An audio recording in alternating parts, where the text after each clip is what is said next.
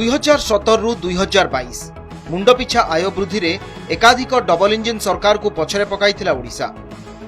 सारा देश रे अन्य राज्य तुलना रे ओडिशा राज्यर नीट घरोई उत्पाद तुलना रे मुंड पिछा आय बढ़ाइथिला 22.99%।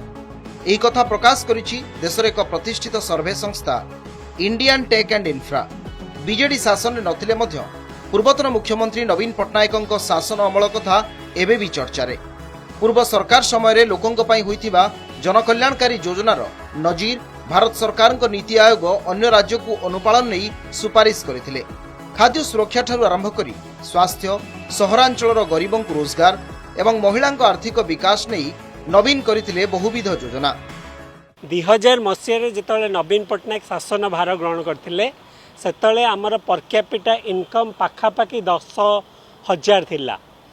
वर्तमान जब छाड़ी गले पाखापाखि 165 माने पर कैपिटा इनकम ग्रोथ रे 16 टाइम्स ग्रो करते कहुची per capita net state domestic product रे ओडिशा 4 नंबर अच्छी 23% ग्रोथ करटा तार मोहर। आपण नीति आयोग रिपोर्ट नहीं जातु, prime minister economic advisory council report नहीं जानतु, एनसीआर रिपोर्ट नहीं जानतु, आरबीआई रिपोर्ट नहीं जानतु, सबू रिपोर्ट गोटे मोहर मारुची कि पर कैपिटा इनकम इंक्रीज रे नवीन मॉडल ऑफ डेवलपमेंट सबुठु बेस्ट थिला। सर्वे अनुसार तेलंगाना